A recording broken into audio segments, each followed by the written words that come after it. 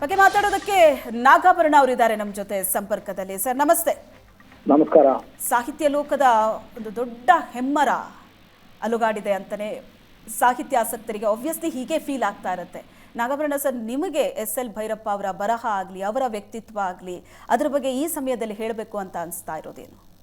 ನನ್ನಂತ ಅದೃಷ್ಟವಂತ ಇನ್ನೊಬ್ಬ ಇಲ್ಲ ಅಂತ ಅನ್ಕೋತೇನೆ. ಕಾರಣ ಯಾಕೆ ಅಂದ್ರೆ ಅವರಿದ್ದ ಕಾಲಘಟ್ಟದಲ್ಲಿ ಇದ್ದೆ, ಅವರ ಜೊತೆಯಲ್ಲಿ ಒಂದಷ್ಟು ದಿನ ಕಳೆಯುವಂತಹ ಸೌಭಾಗ್ಯನೂ ಇತ್ತು. ಎಲ್ಲಕ್ಕಿಂತ ಹೆಚ್ಚಾಗಿ ಅವರ ಎಲ್ಲ ಲೇಖನಿಯಿಂದ ಮೂಡಿದ ಪ್ರತಿಯೊಂದು ಕಾದಂಬರಿ, ಪ್ರತಿಯೊಂದು ವೈಚಾರಿಕತೆ ಒಂದಲ್ಲ ಒಂದು ರೀತಿ ನನ್ನ ಬದುಕನ್ನ ನಿರ್ಧರಿಸ್ತಾ ಬಂದಿತ್ತು. ನನ್ನ PUC ನಾನು ಓದ್ತಾ ಇದ್ದ SSLC PUC ಕಾಲಘಟ್ಟದಲ್ಲೇ ನಾನು ಅವರಿಗೆ ಒಂದು ಅರ್ಥದಲ್ಲಿ ಶಿಷ್ಯನಾಗಿಬಿಟ್ಟಿದ್ದೆ. ಸೊ ಅವರನ್ನ ಭೇಟಿ ಮಾಡಿದಾಗಲಂತೂ ನನಗೆ ನನ್ನದೇ ಆದಂತ ಒಂದು ದೊಡ್ಡ ಒಂದು ನಿಧಿ ಸಿಕ್ಕಷ್ಟು ಸಂತೋಷ ಆಗಿತ್ತು. ನಂತರದ ದಿನಗಳಲ್ಲಿ ಅವ್ರ ಜೊತೆ ಆಗಾಗ ಒಂದಲ್ಲ ಒಂದು ಮಾತುಕತೆ ನಡೆದಾಗಂತೂ ನಮಗೆ ಪ್ರತಿ ಕ್ಷಣವೂ ಕೂಡ ಒಂದು ಅರಿವಿನ ವಿಸ್ತಾರವಾಗ್ತಿತ್ತೆ ಹೊರತು ಯಾವುದೂ ಕೂಡ ವೇಸ್ಟ್ ಆಗ್ತಾ ಇದೆ.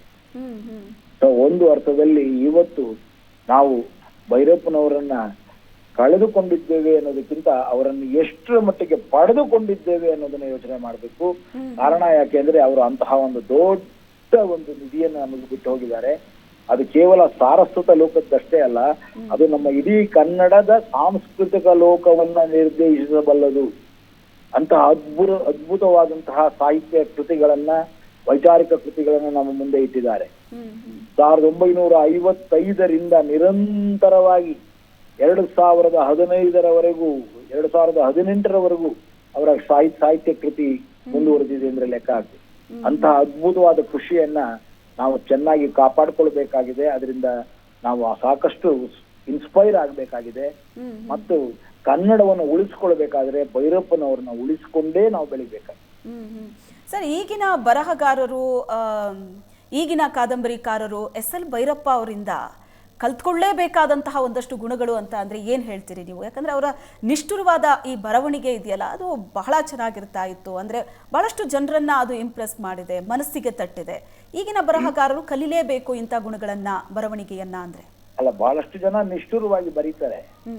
ನಿಷ್ಠುರವಾಗಿ ಬರೆದವರೆಲ್ಲ ಸತ್ಯ ಮತ್ತು ಅಸತ್ಯಗಳ ಮಧ್ಯೆ ಒದ್ದಾಡ್ತಾನೆ ಇರ್ತಾರೆ. ಆದ್ರೆ ಏನು ಬರೀತಾರೋ ಅದಕ್ಕೆ ಇರಬೇಕಾದಂತಹ ಬೆನ್ನೆಲುಬುಗಳು ಇರೋಲ್ಲ, ರಿಸರ್ಚ್ ಇರೋಲ್ಲ. ಇವರು ಪ್ರತಿಯೊಂದು ಕಾದಂಬರಿಯನ್ನು, ಪ್ರತಿಯೊಂದು ಕೃತಿಯನ್ನು ರಚಿಸುವಾಗಲೂ ಅವರು ಅದರ ಹಿಂದೆ ಪಡುವ ಪರಿಶ್ರಮವನ್ನ ಗಮನಿಸಿದಾಗ ಅವರಿಗೆ ಅರ್ಥ ಆಗ್ಬೇಕು ಈಗಿನ ಕಾಲದ ರೈಟರ್ಗಳಿಗೆ ಎಷ್ಟು ರಿಸರ್ಚ್ ವರ್ಕ್ ಇರುತ್ತೆ. ಇವತ್ತು ಅವರಿಗೆ ಗೂಗಲ್ ನಮ್ಮನ್ನ ಪ್ರಕಾರ ಎಲ್ಲವೂ ಸಿಕ್ಕಿಬಿಡ್ಬೋದೇನೋ. ಅವತ್ತು ಏನೂ ಇಲ್ಲದಂತಹ ಕಾಲಘಟ್ಟದಲ್ಲಿ ಪ್ರತಿ ಪ್ರದೇಶಕ್ಕೆ, ಪ್ರತಿ ಜಾಗಕ್ಕೆ, ಪ್ರತಿ ವ್ಯಕ್ತಿಯ ಹಿನ್ನೆಲೆಗೆ, ಪ್ರತಿ ಪಾತ್ರಕ್ಕೆ ಅವರು ಎಷ್ಟು ಹುಡುಕಾಟಗಳನ್ನ ಮಾಡ್ತಾ ಇದ್ರು ಮತ್ತು ಹೇಗೆ ಒಂದು ಸಂಕಥನವನ್ನ ಕಟ್ತಾ ಇದ್ರು. ಇದನ್ನ ನೀವು ಅಬ್ಸರ್ವ್ ಮಾಡಿದ್ರೆ ತಾನಾಗಿ ಇವತ್ತಿನ ಎಲ್ಲ ರೈಟರ್ಗಳಿಗೆ ಇರ್ಬೇಕಾದಂತದ್ದು ಏನಪ್ಪಾ ಅಂದ್ರೆ ರಿಸರ್ಚ್ ವರ್ಕ್ ಚೆನ್ನಾಗ್ ಆಗ್ಬೇಕು, ತಾಳ್ಮೆಯಿಂದ ಅದನ್ನ ಒಂದುಗೂಡಿಸ್ಕೊಳ್ಬೇಕು ಮತ್ತು ಎಲ್ಲ ರೀತಿಯಲ್ಲೂ ಅದನ್ನು ಸಹನಶೀಲವಾಗಿ ಲೇಖನೆಯ ಮುಖಾಂತರ ಹೊರಗೆ ತರಬೇಕು.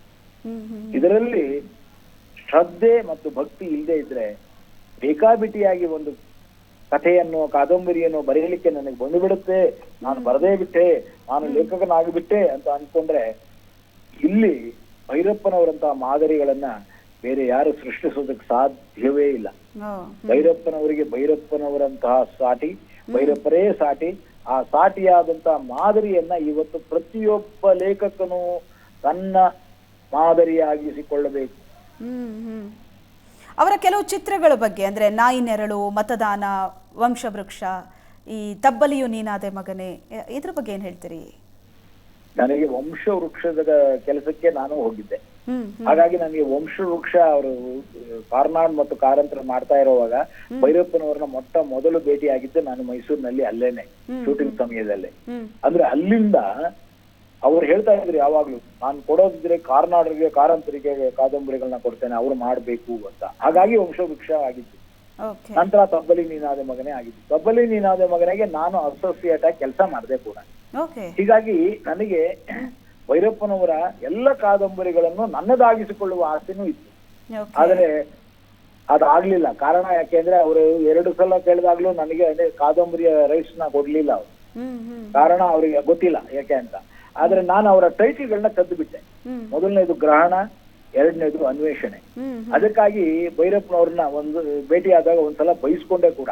ನಾನು ಕಾದಂಬರಿ ಕೊಡ್ಲಿಲ್ಲ ಅಂತ ನೀನು ನನ್ನ ಟೈಟಲ್ ಇಟ್ಕೊಂಡ್ಬಿಟ್ಟಿದ್ಯಾ ಅಂತ ಎಲ್ಲ ಹೇಳಿದ್ರು. ಆದ್ರೆ ವಿಶಾಲವಾದ ಮನಸ್ಸು. ಮತದಾನ ಯಾವಾಗ ಸರ್ ನೀವು ಮೀಟ್ ಆಗಿದ್ದವ್ರನ್ನ? ವಂಶವೃಕ್ಷ ಸಮಯದಲ್ಲಿ 1974 ಅಂತ ಕಾಣುತ್ತೆ, 72, 74 ಇರ್ಬೇಕು. ಅದಾದ್ಮೇಲೆ ಇತ್ತೀಚಿನ ವರ್ಷಗಳಲ್ಲಿ ಅವ್ರನ್ನ ಭೇಟಿ ಆಗಿದ್ದು ಇಲ್ಲ, ಈ ಒಂದು ವರ್ಷದಲ್ಲಿ ಭೇಟಿ ಆಗಿಲ್ಲ. ಆದ್ರೆ ಪರ್ವ ನಾಟಕಕ್ಕೆ ಅವ್ರು ಬಂದಿದ್ದಾಗ ಅವ್ರ ಜೊತೆ ಒಂದು ಅರ್ಧ ಗಂಟೆ ಕಳೆದಿದ್ದೇನೆ. ಕಲಾಕ್ಷೇತ್ರದ ನಾಟಕ ನೋಡ್ಲಿಕ್ಕೆ ಅವರು ಒಂದ್ಸಲ ಬಂದಿದ್ರು. ಆಗ ಪರ್ವ ಇದಕ್ಕೆ ಬಂದಾಗ ಮತ್ತೆ ಅವ್ರು ರಿಹರ್ಸಲ್ ನಡೀತಿರ್ಬೇಕಾದ್ರೆ ಒಮ್ಮೆ ನಾನು ಮೈಸೂರಿಗೆ ಹೋಗಿ ಬಂದಿದ್ದೆ. ಅದು ಬಿಟ್ರೆ ಅದಾದ ನಂತರ ಭೇಟಿ ಆಗಿಲ್ಲ. ಅವ್ರಿಗೆ ಹುಷಾರಿಲ್ಲ ಅಂತ ಗೊತ್ತಾದ್ಮೇಲೆ ಅವ್ರಿಗೆ ತೊಂದರೆ ಕೊಡುವಂತ ಮನಸ್ಸು ಬರಲಿಲ್ಲ. Yes sir, thank you sir, thank you. Asianet Suvarna news ಜೊತೆ ಮಾತಾಡಿದ್ದೆ. ನಮಸ್ಕಾರ. ನಮಸ್ಕಾರ.